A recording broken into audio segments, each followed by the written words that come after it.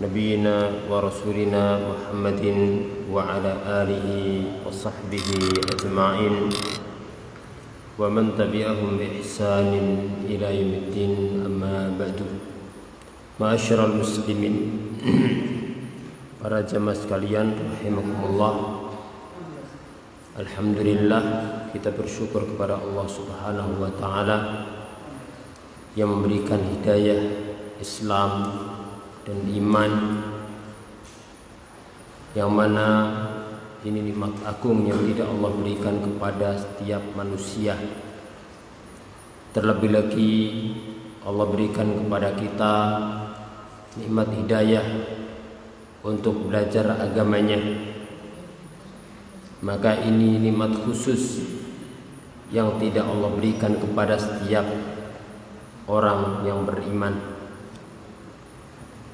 Kemudian kedua kalinya salawat dan salam semoga tercurah kepada baginda Nabi kita Muhammad sallallahu alaihi wasallam, kepada keluarganya, semua para sahabatnya tanpa terkecuali, dan umatnya yang meniti jejaknya sampai hari kiamat.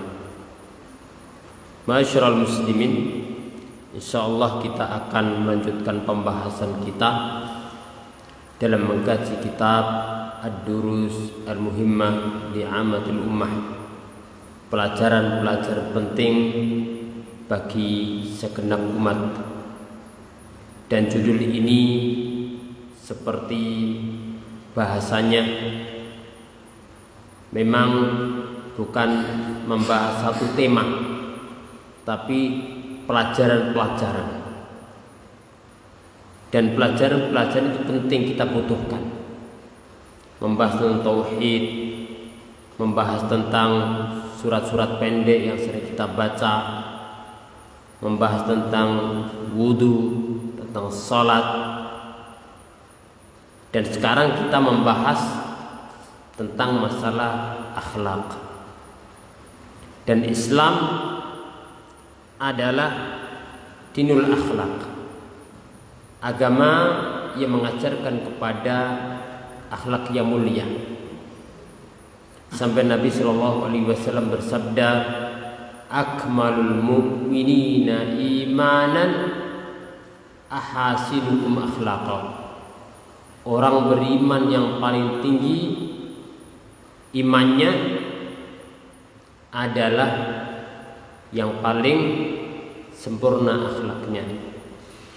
Maka harapan kita,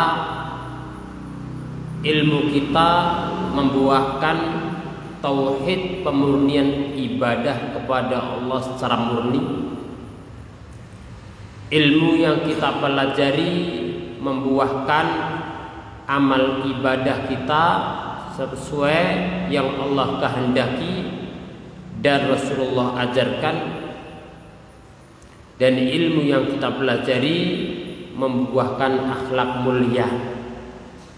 Dan akhlak ini jembatan untuk menyebarkan dakwah Islam.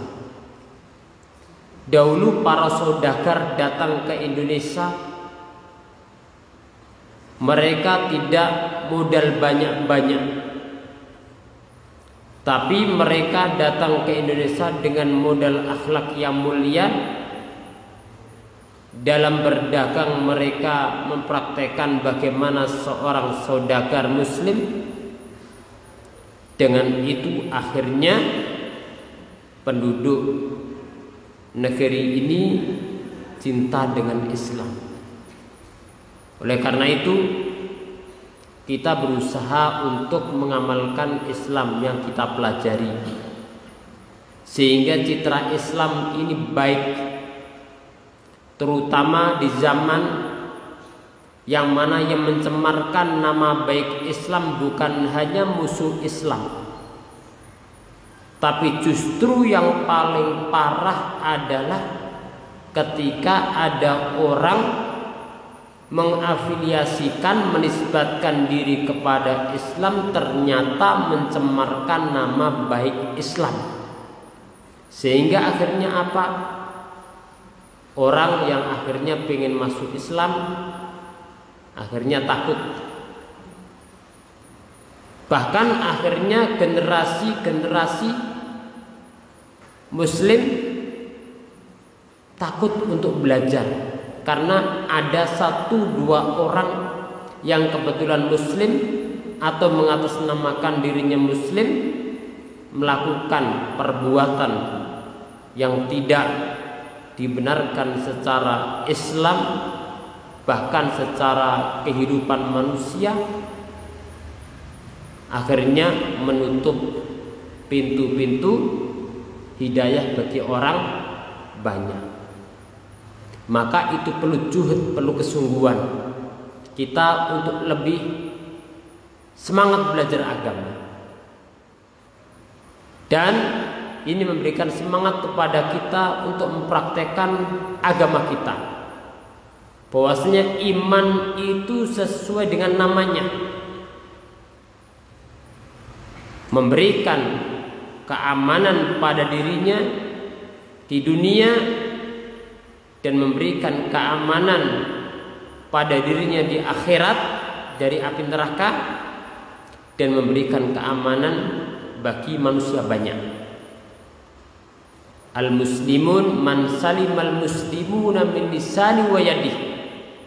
Orang muslim yang baik, yang sempurna adalah yang mana muslim yang lainnya itu selamat dari gangguan tangan maupun lisannya.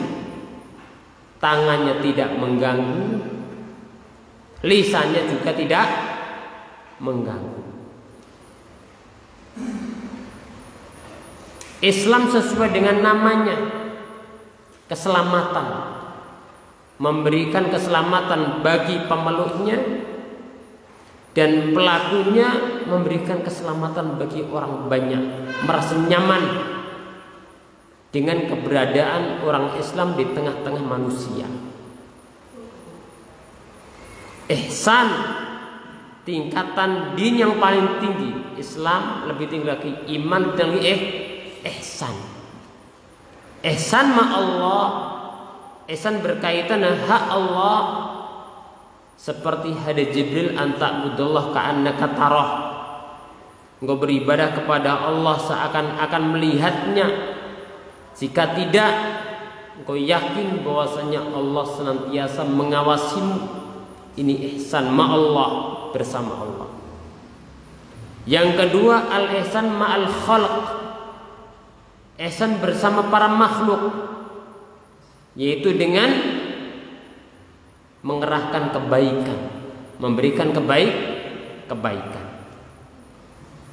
Oleh karena itu al-muallif Ibnu Baz rahimahullah tidak hanya membahas akidah, tidak membahas masalah ibadah, tapi beliau membahas tentang masalah akhlak, agar akidahnya membuahkan akhlak yang baik, ibadahnya juga membawa kepada akhlak yang baik. Jadi bukan seakan-akan ada garis pemisah antara akidah dengan akhlak, tidak ada. Bukti akidah yang baik adalah akhlak yang baik. Tidak ada pemisah antara ibadah dengan akhlak. Bukti baiknya ibadah seorang itu, ibadahnya punya efek, punya pengaruh pada perilakunya, punya pengaruh pada hatinya, punya pengaruh pada lisannya, punya pengaruh pada perbuatannya. Dan itu harapan kita belajar. Kita tidak ada yang sempurna manusia, tapi kita berusaha. Karena ilmu itu apabila ada pada diri seorang, insya Allah orang itu akan menjadi lebih baik. Ilmu itu apabila ada di tengah-tengah masyarakat, apabila ilmu itu benar, maka masyarakat itu baik. Kata Ibnu Qayyim rahimahullah, al-ilmu idza kana fi baladin fa fi khair. Ilmu Islam itu apabila ada pada suatu negeri, maka akan baik negeri itu. Apabila ada pada suatu daerah, akan baik daerah itu. Dan apabila tidak ada pada suatu tempat, suatu daerah, suatu negeri, maka tidak mendapatkan kebaikan. Nah, al-mu'allif setelah menjelaskan tentang judul yaitu At-Tahalli bil Akhlaqil Masyru'ah, sekarang kita bahas mulai satu demi satu dari beberapa akhlak penting yang disebutkan oleh al-mu'allif. Jadi beliau tidak menyebutkan semua akhlak Islam, tapi menyebutkan beberapa akhlak Islam yang mulia. Yang pertama yaitu as-sidqu. Di antara akhlak Islam adalah kejujuran. Ini termasuk seagung-agung akhlak dalam Islam, yaitu as-sidq. Maka seorang tidak akan benar Islamnya apabila tidak jujur dalam memeluk agama Islam. Oleh karena itu Allah Subhanahu wa taala berfirman, ya ayyuhalladzina amanu taqullaha wa kunu ma'as shadiqin. Wahai orang-orang yang beriman, bertakwalah kalian kepada Allah dan hendaknya kalian bersama orang-orang yang jujur. Maka as-sidq ini penting. Dan jujurnya seseorang itu mempengaruhi banyak amal perbuatannya. Dan jujurnya seorang itu punya pengaruh banyak pada orang di sekelilingnya.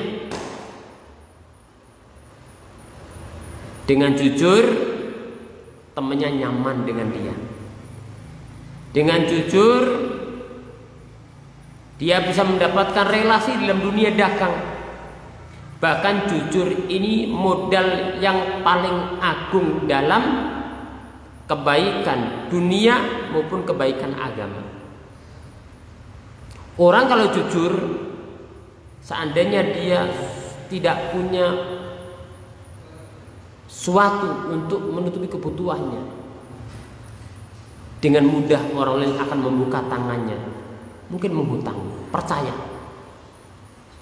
orang itu dalam dunia dagang tidak punya modal, dengan kejujuran dia dengan mudah mendapatkan modal. Walaupun modalnya bukan uang, banyak orang akan percaya naruh barang padanya, suruh jualkan. Mudah. Makanya as-sidq itu penting. Di dalam hadis yang sahih riwayat Bukhari dan Muslim dari Abdullah bin Mas'ud radhiyallahu anhu bahwasanya Rasulullah sallallahu alaihi wasallam bersabda, "Alaikum bis-sidqi fa inna as-sidqa yahdi ilal birri fa innal birra yahdi ilal jannah."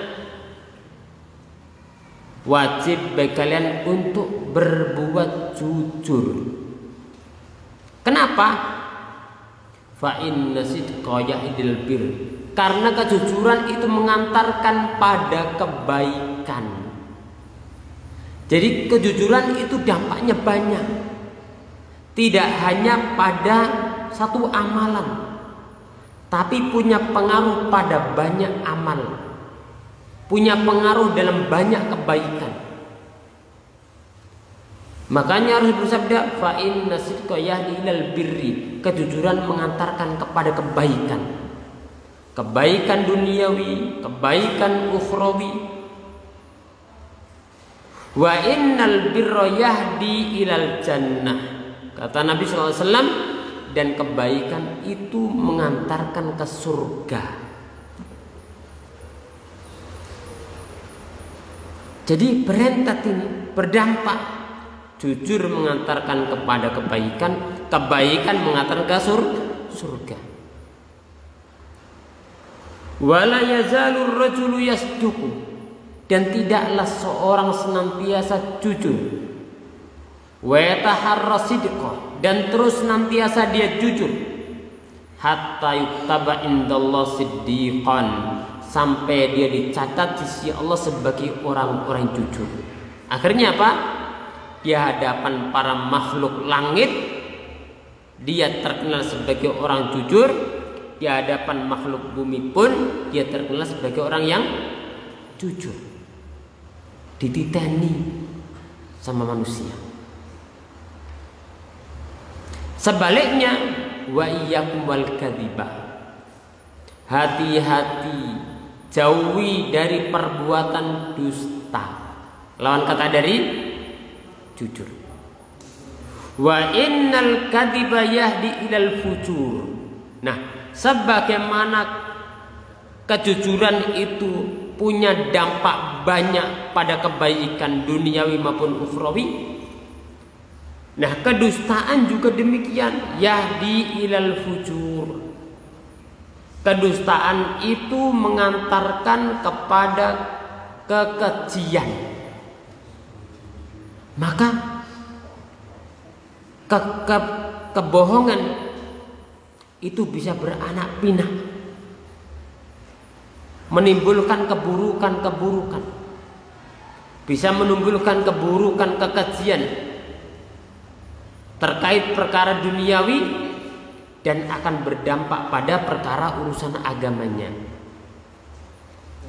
Orang kalau dusta, maka dia akan mengerjakan dosa-dosa yang lainnya. Karena apa? Dia dusta. Nah, orang kalau dusta itu tidak berhenti sampai situ. Dia berusaha untuk menutupi kedustaannya, dan dia akan mencari kedustaan-kedustaan yang lainnya. Wa innal kadzib yahdi ilal fujur. Kedustaan itu mengantarkan kepada kekejian. Wa innal fujur yahdi ilan nar, dan kekejian itu mengantarkan ke neraka. Wa la yazalur rajulu yakdzibu, dan senantiasa seorang itu dusta. Wa yataharral kadziba, dan dia senantiasa berusaha dusta. Hatta yutaba indallahi kadzaban, sampai dikenal di sisi Allah sebagai orang-orang pendusta. Di hadapan para makhluk langit, di kalangan para malaikat terkenal sebagai pendusta. Di kalangan makhluk bumi pun dia terkenal sebagai orang pendusta.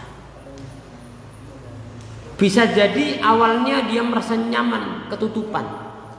Tidak bisa. Suatu saat akan terbongkar. Sampai seorang penyair Arab jahiliyah pun mengatakan, mahma takun indamri'in min khaliqatin walau khalaha takhfa 'alan nasi tu'lami. Mahma takun indamri'in min khaliqatin, apabila pada seorang apabila ada akhlak yang baik maupun yang buruk, wa mahma takun indamri'in min khaliqatin, seandainya pada seorang itu punya akhlak buruk, walau khala takhfa 'alan nas, walaupun dia sangka akhlak yang disembunyikan itu tidak tampak bagi manusia, suatu saat itu akan tampak, akan diketahui. Li'anna lisanal mar'i miftahu qalbihi idza huwa abda ma yaqulu minal fami. Kata penyair tadi, karena lisan itu kunci hatinya. Kuncinya pasti suatu saat yang ada dalam jiwa pendusta itu memunculkan kedustaan.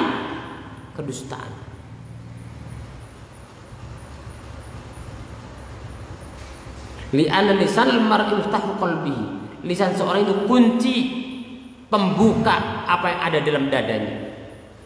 Idza huwa abda ma yaqulu minal fami, apa yang diucapkan oleh hatinya itu akan muncul lewat lisannya.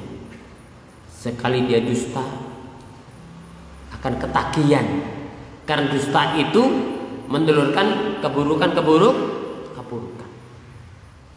Akhirnya dia hanya sibuk membuat kedustaan lagi dan sibuk menutupi kedustaannya dia. Maka sulit untuk menjadi orang baik. Makanya Al-Mu'allif mengatakan di antara akhlak Islam as-sidqu wal mu'min yang lain. Orang beriman jangan pernah dusta. Ini bahaya, dampaknya banyak. Tidak hanya satu hal, tapi banyak efeknya. Wa a'zamu siddiqi sya'nan wa lahu makanan as-sidqu ma'allah. Dan kata pensyarah Abdul Razak, seagung-agung kedudukan jujur dan yang paling tinggi kedudukannya adalah jujur bersama Allah. Jujur, jadi ada jujur berkaitan dengan Rabb-nya, jujur terhadap dirinya, dan jujur kepada para hamba Allah. Apabila jujur pada diri ini penting, suatu yang sangat mulia. Jujur kepada para hamba Allah, suatu yang mulia. Yang lebih tinggi lagi adalah as-sidqu ma'allah. Bagaimana seorang hamba jujur bersama Allah. Dia Islam, jujur dengan Islamnya.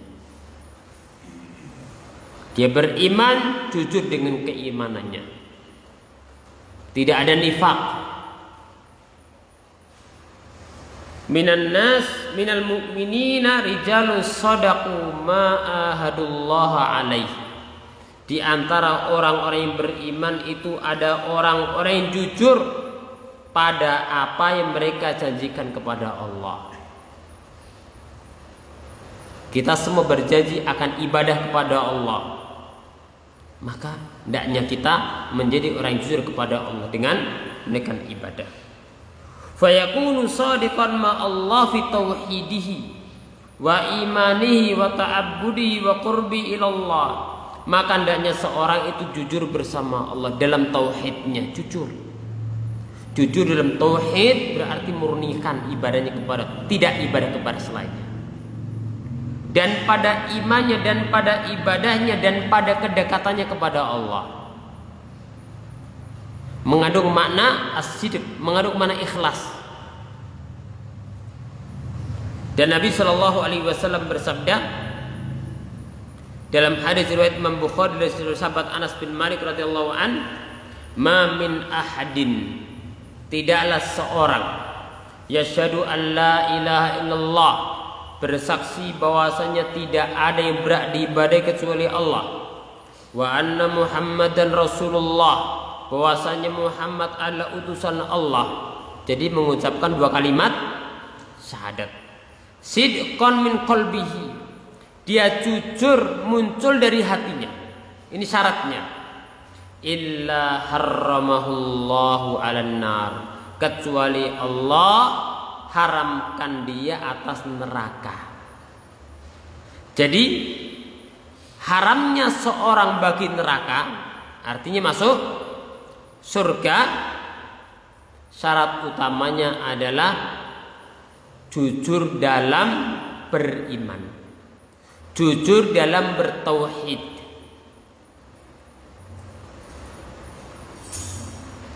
jujur dalam memegang agama Allah ini. Tidak seperti orang-orang munafikin, cuma zahirnya tapi batinnya itu memusuhi Islam, benci kepada Islam.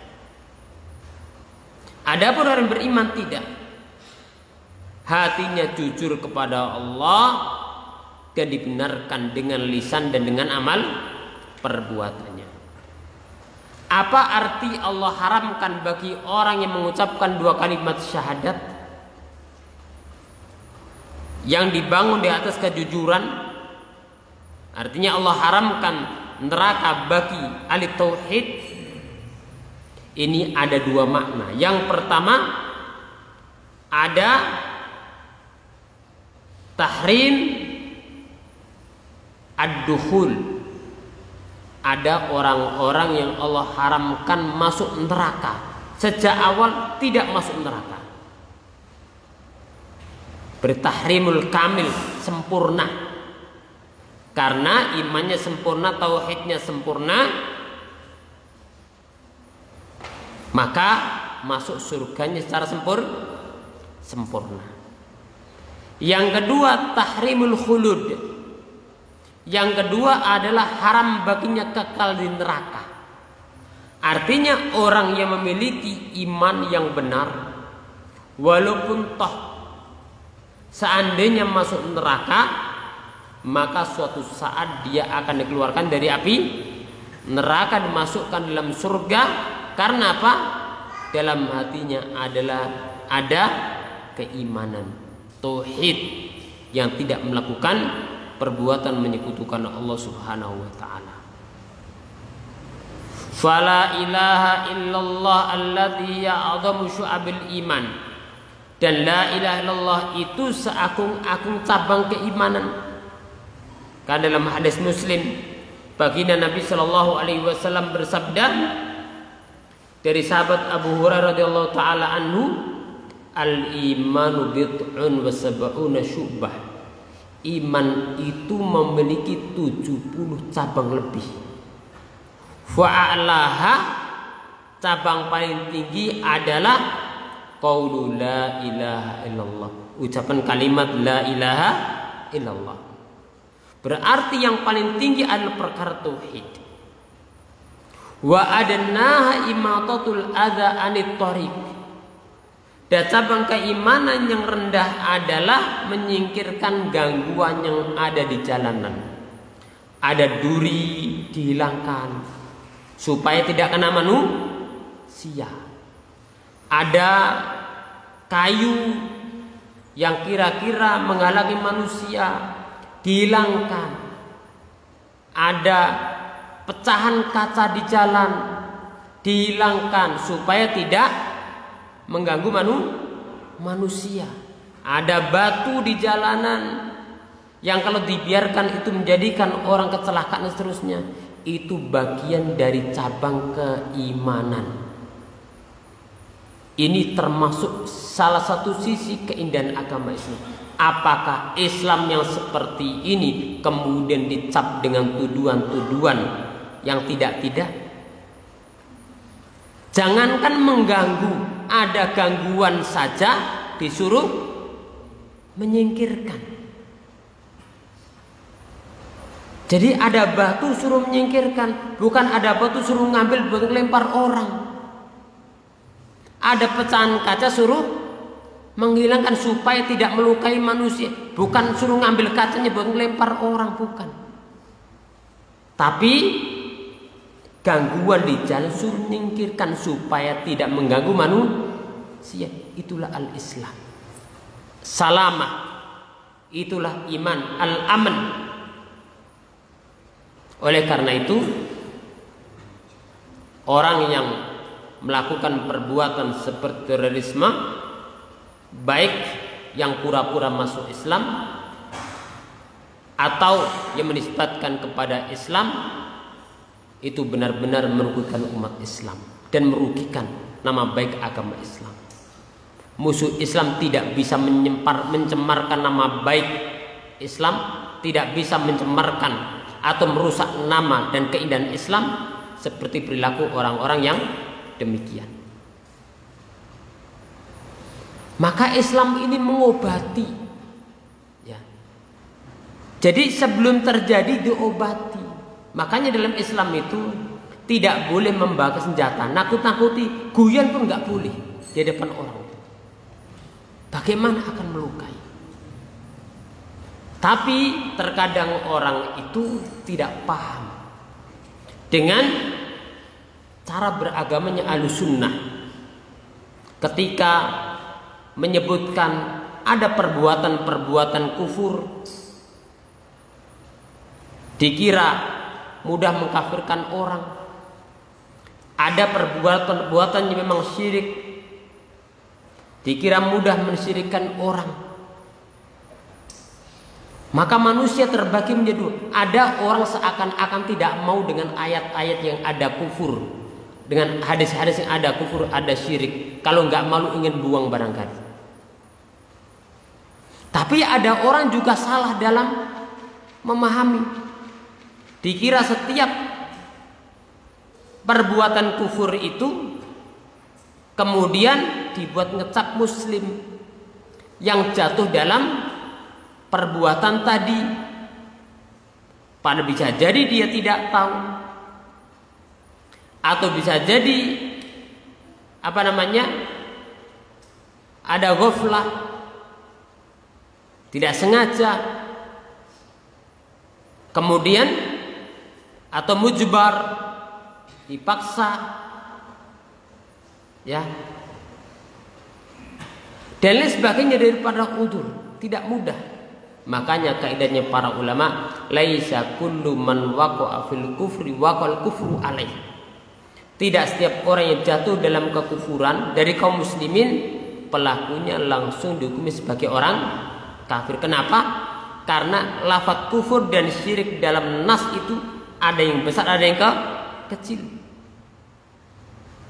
Kemudian orang ketika jatuh itu tidak bisa langsung divonis. Tapi ada syarat-syaratnya yang ketat, harus hilang penghalang-penghalangnya. Kemudian yang vonis bukan individu, orang seperti saya, seperti Anda yang baru belajar, tapi para a'immah. Dan dalam Islam menurut pandangan Ahlussunnah, kalau berkaitan dengan hukuman, berkaitan dengan darah, itu bukan tugas pribadi-pribadi, tapi tugas penguasa yang sah. Karena seperti adanya kisos itu memberikan keamanan. Kalau praktek tiap individu, kampung ini praktek akan bermasalah kampung sebelah, keluarga ini praktekkan dengan orang lain, akan terjadi keributan. Nah, Islam tidak, penguasa yang sah. Makanya Islam penuh keindahan. Antum juga perhatikan hadis Nabi Shallallahu Alaihi Wasallam berkaitan dengan fikih perang lo ya. Rahmat Islam itu masih tampak, kan? La taqtulu walidan, jangan bunuh orang tua, ya. Jangan bunuh anak-anak, ya. Jangan bunuh wanita. Jangan bunuh rohib. Rohib itu pendeta yang sibuk ibadah di tempat ibadahnya. Kenapa? Mereka yang tidak ikut serta dalam lapangan perang. Ini dalam kondisi perang, keindahan Islam tampak. Lalu bagaimana dengan kondisi aman? Oleh karena itu, Ahlussunnah memiliki manhaj yang luar biasa, tidak meninggalkan nas syar'i dan tidak memahami nas syar'i sebagian pemahaman orang-orang Khawarij. Kembali kepada pembahasan kita, bahwasanya as-sidq, kejujuran itu perkara sangat penting sekali. Dan kejujuran itu, as-sidqu itu kesamaan hati dengan lisan. Kesamaan hati dengan lisan. Seorang ketika mengucapkan dengan lisannya itu cocok dengan hatinya. Adapun apabila antara lahir dan batinnya, sir dan alannya, hati dan lisannya itu berbeda, maka ini tanda-tanda kemunafikan. Bisa jadi nifak besar apabila dia menampakkan keimanan dan menyembunyikan kekufuran. Tapi apabila bentuknya adalah lisan, bilisan nifak amali, tapi dia tidak menyembunyikan kekufuran, maka ini sifatnya adalah an-nifaq al-amali atau an-nifaq al-asghar. Oleh karena itu perlu kita perhatikan. Jadi yang pertama, akhlak Islam adalah as-sidqu, kejujuran. Jujur pada diri kita, jujur pada para hamba Allah, paling tinggi lagi apa? Jujur kepada Allah Subhanahu wa taala. Kemudian yang kedua yaitu al-amanatu. Di antara akhlak Islam adalah amanat. Disebutkan dalam hadis Nabi, ad-dinu amanah. La dina lahu liman la amanata lahu. Tidak ada agama, tidak sempurna agamanya apabila tidak ada amanat baginya. Al-amanatu sya'nuha fi dinil islami azim. Amanat dalam Islam itu kedudukannya tinggi. Allah Subhanahu wa taala telah menawarkan amanat untuk memakmurkan langit dan bumi, memakmurkan bumi ini kepada para makhluk. Makhluk selain manusia. Tapi pada enggan. Manusia yang janji akan mengemban amanat wa hamalal insan. Amanat ini diambil oleh manusia. Coba perhatikan, wal amanatu bimaknahal am tatanawul dinakullah. Amanat itu memiliki makna umum yang artinya adalah mencakup seluruh agama ini. Seperti Allah tawarkan amanat kepada langit dan bumi untuk mengemban amanat menjalankan agama ini. Maka semua angkat manusia yang berjanji. Makanya Allah katakan innahu kana zaluman jahula. Manusia itu banyak berbuat zalim dan banyak melakukan kebodohan. Li'anna Allah khalaqal ibad liya'buduh. Allah menciptakan para hamba untuk beribadah kepadanya. Allah menciptakan kita untuk mentaatinya. Ini amanat bagi setiap manusia untuk menjaganya. Tapi realitanya apakah semua manusia menjaga amanat ini? Jawabannya tidak. Jawabannya tidak. Tapi ada orang-orang yang menjaga amanat, ada yang tidak. Sebagian ada menjaga amanat secara lahir, tapi batinnya rusak. Mereka adalah orang-orang munafik. Yang kedua, ada orang-orang yang menyanyiakan amanat pada lahir dan batinnya. Mereka adalah orang-orang kafir.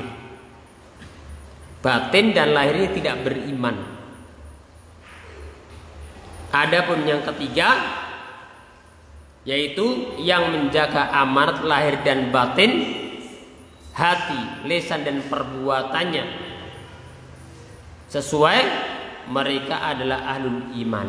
Mereka ada ahlul al-iman. Jadi kalau lahirnya beriman, batinnya kufur, siapa mereka?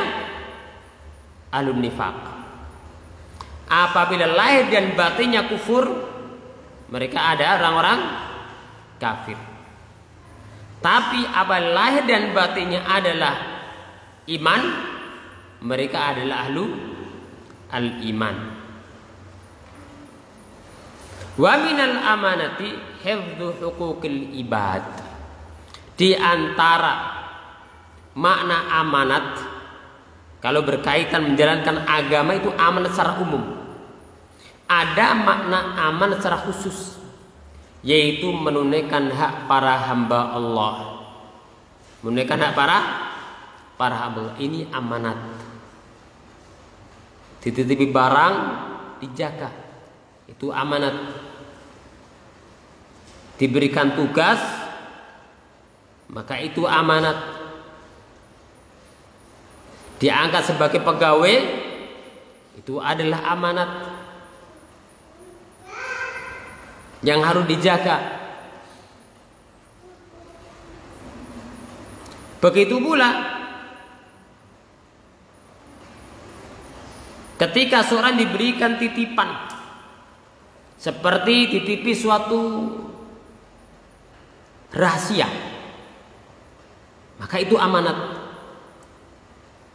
Tapi ini lebih sulit daripada menjaga amanat harta. Ya. Sampai kalau dititipi amanat harta sampai simpen di rumah, itu bisa dikunci. Cuman kalau sampai dititipi amanat rahasia, masalahnya ada pada diri Anda setiap saat. Dan lisan ini suatu saat siap berbicara. Tidak bisa ditaruh, tak tinggali. Dan juga amanat gak bisa. Makanya menjaga amanat titipan rahasia ini lebih sulit daripada menjaga amanat barang. Atau berkaitan dengan maslahat-maslahat tertentu yang kita diberikan amanat, maka harus dijaga. Dan termasuk bagian amanat juga adalah Allah berikan kita organ tubuh. Allah berfirman, inna sam'a wal basar wal fu'ada kullu ulaika kana anhu mas'ula. Sesungguhnya penglihatan, sesungguhnya pendengaran, sesungguhnya hati, itu semua akan diminta pertanggungjawaban. Semua itu amanat. Makanya harta itu yang Allah berikan kepada kita juga amanat. Makanya Nabi Shallallahu Alaihi Wasallam bersabda, Allah berfirman, Inna anzalnal mal iqamatis shalah wa ita'iz zakah. Aku turunkan harta itu untuk menegakkan sholat, untuk menegakkan zakat. Jangan sampai karena tujuan dunia lupa sholat. Dan ketika Allah berikan dunia dan ada kewajiban zakat, jangan lupa menunaikan ibadah zakat. Likulli ummatin fitnah wa fitnatu ummati al-mal. Pada tiap-tiap umat itu ada fitnahnya, ujiannya. Dan ujian bagi umatku adalah harta. Itu amanat juga. Dari mana dia dapat harta dan dia gunakan untuk apa? Itu amanat.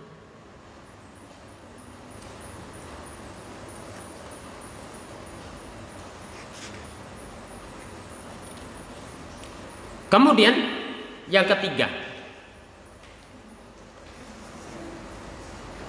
di antara akhlak Islam yang mulia adalah al-afaf, yaitu menjaga diri dari hal yang Allah haramkan, menjaga diri dari kekejian. Al-afaf, makanya di antara doa yang diajarkan Nabi Shallallahu Alaihi Wasallam adalah Allahumma inni as'alukal huda wat tuqa wal afaf wal ghina. Ya Allah, aku minta kepadamu al-huda, petunjuk, wat tuqa, minta ketakwaan, wal afaf, dan minta supaya bisa jaga diri dari hal yang haram, wal ghina, dan minta kecukupan. Al-afaf termasuk bagian daripada akhlak Islam. Maka seorang menjaga dirinya dari perbuatan yang haram, seperti perbuatan zina atau minum-minuman khamr atau yang lainnya. Kemudian dari dosa yang lainnya. Dan dosa manusia kalau kaitannya dengan para hamba Allah, yang paling bahaya tiga.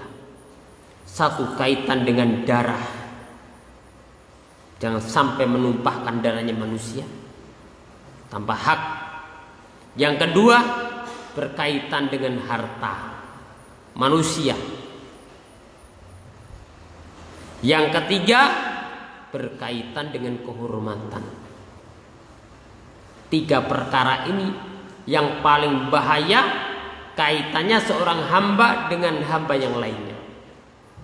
Makanya Nabi Shallallahu Alaihi Wasallam ketika hajatul wada beliau mengatakan, Inna dima'akum wa amwalakum wa aradakum haramun alaikum ka hurmati yaumikum hadha fi syahrikum hadha fi baladikum hadha. Sesungguhnya harta-harta kalian, darah-darah kalian, itu jiwa-jiwa kalian, dan kehormatan-kehormatan kalian haram bagi kalian. Artinya dijaga, dimuliakan. seperti haramnya hari ini, artinya mulianya hari ini. Dan seperti haramnya bulan ini, artinya mulianya bulan ini. Dan seperti haramnya bumi, artinya mulianya bulan ini. Di negerinya itu Mekah. Kalau seorang hamba kepada Allah, dia memberikan haknya, dia tidak berbuat syirik, dan dia menjalankan kewajiban, kemudian kaitan dengan manusia, dia selamat dari 3 hal tadi. 1, darah. 2, harta. 3, kehormatan. Insya Allah ini orang-orang yang selamat. Dan itu butuh perjuangan.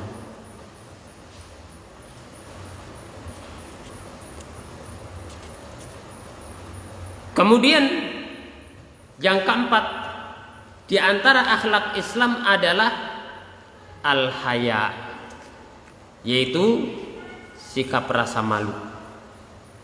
Sikap rasa malu ini bagian daripada akhlak Islam, yang mana akhlak al-haya ini mulai punah sedikit demi sedikit pada zaman ini. Karena sebab yang ditonton sehari-hari,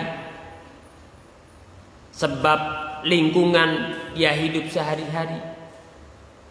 Al-haya khairun kulluh, kata Rasulullah. Malu itu semuanya baik. Khairun kulluh. Orang kalau malu, maka dia akan lebih terjaga untuk berbuat dosa dan maksiat. Terlebih lagi adalah apabila malunya kepada Allah. Apabila seorang malu kepada Allah, yang senantiasa mengawasinya, yang senantiasa melihatnya, dan Allah yang memberikan rezeki padanya, maka orang ini akan terjaga. Wa huwa khuluqun azim. Malu ini akhlak yang agung sekali. Wa wasfun karim, dan sifat yang mulia. Yatahalla bihil mu'min, yang mana seorang mukmin itu bersifat berhias diri dengannya. Wa idza tasafa bihi hajazahu an kulli khuluqin dani, dan apabila seorang menjalankan sifat al-haya ini, tersifati dengan sifat al-haya ini, maka dia akan tercegah dari akhlak-akhlak yang hina. Wasaqahu ila khuluqin fadil, dan akan menggiring dia pada akhlak yang mulia. Coba perhatikan, wa idza tasafa bihi hajazu an kulli khuluqin daniin wasaqau ila kulli khuluqin fadilin. Jika seorang berhiasi dengan rasa malu, al-haya, maka dia akan terhalangi dari akhlak-akhlak yang hina dan akan digiring, didorong, dibawa kepada akhlak-akhlak yang mulia. Oleh karena itu, al-haya khairun kulluh wa la ya'ti illa bi khair. Haya itu semuanya baik dan tidak mendatangkan kecuali kebaikan. Namun apabila rasa malu itu dicabut dari diri seorang, maka orang itu akan kehilangan kebaikan. Dia akan menjalankan keburukan dan dia tidak peduli lagi. Coba perhatikan, orang jatuh dalam berbagai pelanggaran, sebabnya tidak ada rasa malu. Karena Nabi Shallallahu Alaihi Wasallam bersabda, Inna mimma adrakan nasu min kalamin nubuwatil ula, idza lam tastahi fasna' ma syi'ta. Sesungguhnya di antara yang dijumpai oleh manusia dari kalam kenabian yang pertama, apa ucapan kenabian ini? Idza lam tastahi fasna' ma syi'ta. Jika engkau tidak punya rasa malu, berbuatlah semaumu. Apa arti hadis ini? Apakah disuruh berbuat semau kita? Ini namanya apa? Istidraj. Dilulu. Seperti anak kecil kan? Ya udah terus no. Itu merintahkan apa larang itu? Yang larang. Dalam bahasa Arab pun ada istilah seperti itu. Dalam tastahi fasna' ma syi'ta. Dan anak kecil pun paham kalau dilulu orang tuanya itu. Makanya kita umat Nabi Shallallahu Alaihi Wasallam pun paham dengan beliau bersabda demikian. Wa a'dhamul haya. Coba perhatikan. Dan seagung-agung rasa malu adalah al-haya' min rabbil alamin. Malu kepada Allah. Itu paling agung. Khaliqil khalqi ajma'in. Pencipta seluruh para makhluk. Wa minal haya' minallah, dan termasuk rasa malu kepada Allah, alla yarakallah haitsu nahak bal takuni fi kulli waqtika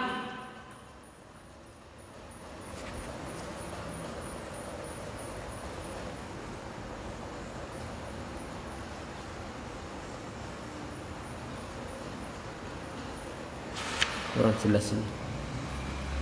Taib. Bal takuni fi kulli waqtika, dan setiap waktumu itu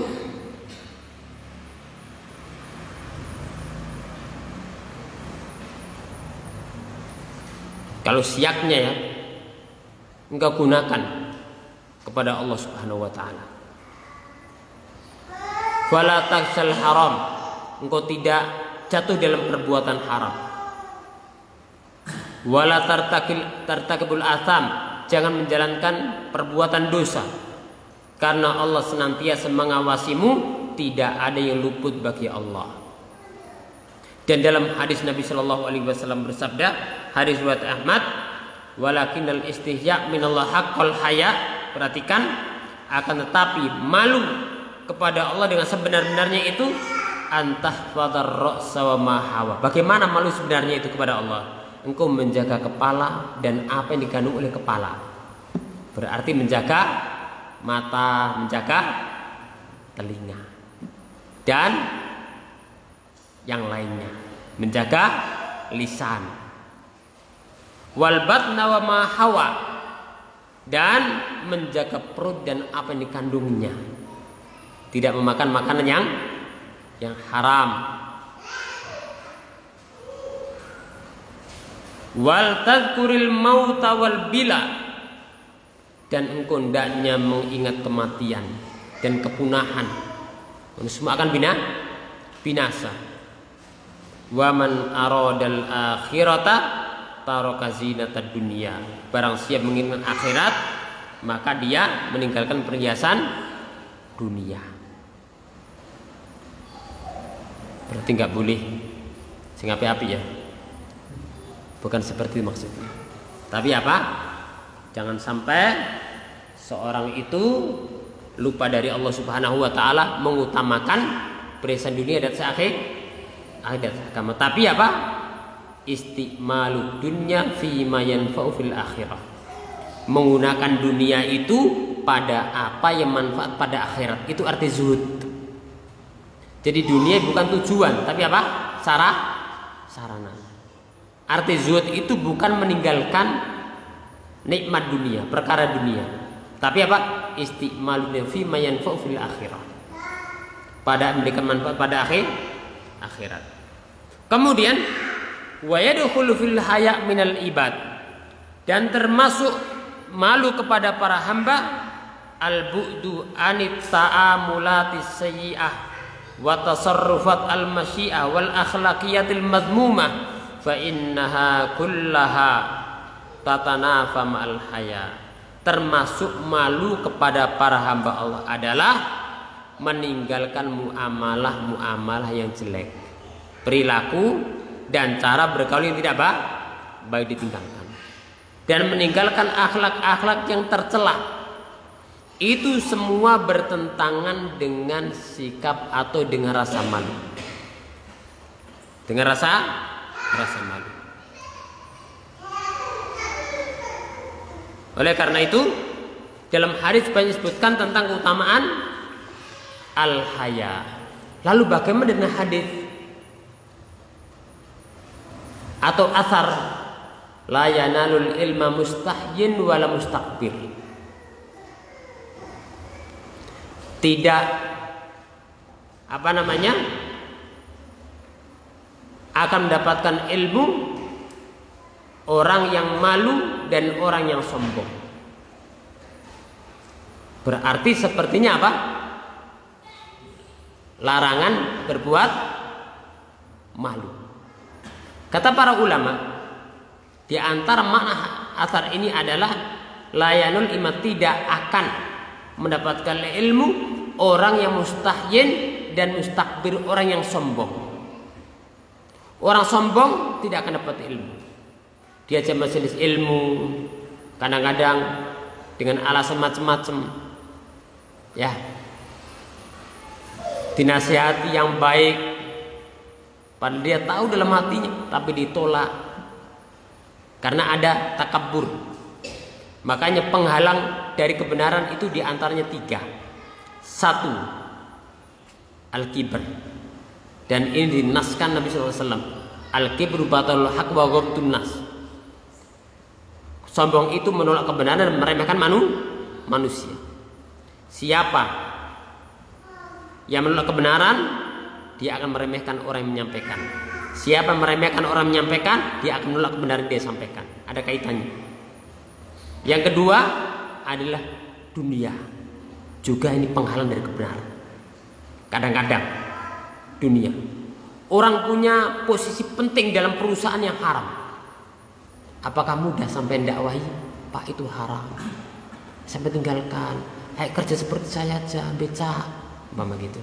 Atau ke nelayan, padahal dia udah jadi bos, mungkin gajinya ratusan mungkin. Apakah mudah? Apa lebih mudah orang biasa? Lebih mudah orang biasa. Kenapa? Dia mikirnya 1000 kali. Kalau saya tinggalkan bagaimana? Kerja apa ini? Ya. Dikira dengan seperti itu akan tenang. Padahal orang kalau mau perhatikan, orang ada yang punya uang banyak tidak bisa tidur. Ada apa tidak? Tapi ada orang punya uang sedikit, tidurnya tenang. Dulu ada dosen saya pernah cerita, ada seorang profesor terpandang luar biasa. Dia ditimpa suatu ketidaktenangan. Melihat tukang sapu duduk di atas kursi dengan mangkak sapunya gini, tidur. Enak, kata sang profesor itu. Kalau seandainya gelar saya boleh saya tukar dengan orang ini, saya akan tukar, katanya. Dulu saya ketika mendengar cerita ini, itu kurang percaya. Mosok dulu. Tapi ternyata memang ada cerita seperti itu, realita. Dan orangnya masih hidup. Sempat mengalami demikian. Berarti apa? Kekayaan itu dia hati. Ketenangan dia di hati. Dan seorang itu jangan kemudian sombong karena dunianya, jangan. Makanya kadang-kadang saya lihat itu ada orang yang dia punya kekayaan luar biasa, kedudukan luar biasa. Tapi kasihan. Kenapa? Karena posisinya dia itu menjadikan orang tidak berani menasihati dia. Itu musibah itu. Anda kalau menjadi orang yang mulia, kemudian Anda salah, orang lain tidak berani menasihati Anda karena posisi Anda, ketahuilah posisi Anda itu musibah sebenarnya. Lebih baik menjadi orang biasa. Kita salah, orang berani mengingatkan kita. Makanya nggak semua orang kuat kalau diuji dunia itu. Dan posisi nggak semua kuat. Makanya penghalang kebenaran 1, sombong. 2, dunia. Yang ketiga, kedudukan. Takut jatuh kedudukannya. Makanya berkaitan dengan menasihati orang punya kedudukan itu sir, rahasia.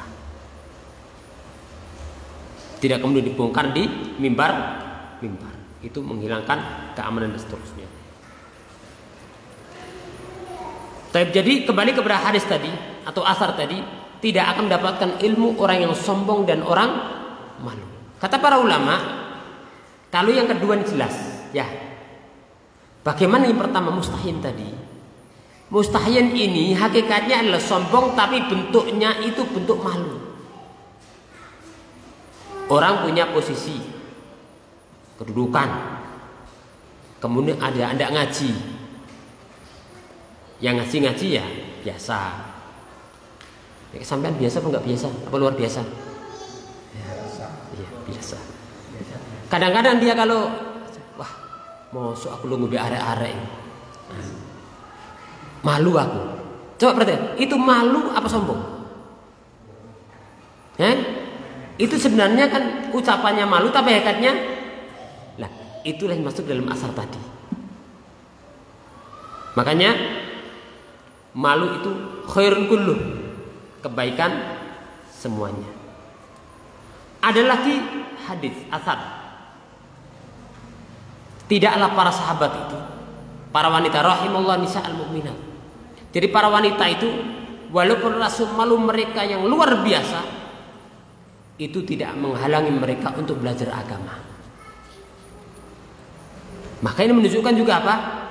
Rasa malu itu sifat yang baik, cuman jangan sampai rasa malu itu menghalangi dari kebaikan, tapi rasa malu itu yang benar adalah mencegah dia dari keburukan. Kita berhenti sampai di sini dulu. Insya Allah kita sambung dengan akhlak yang kelima. Insya Allah itu al-karam, di antara akhlak Islam disebutkan dalam kitab Ad-Durus Al-Muhimmah li Ammatil Ummah. Demikian, mudah-mudahan bermanfaat dan semoga Allah memberikan kepada kita akhlak yang baik. Wassallallahu wasallam wa baraka Muhammadin wa ala alihi washabbihi ajma'in. Wa alhamdulillahirabbil alamin. Assalamualaikum warahmatullahi wabarakatuh.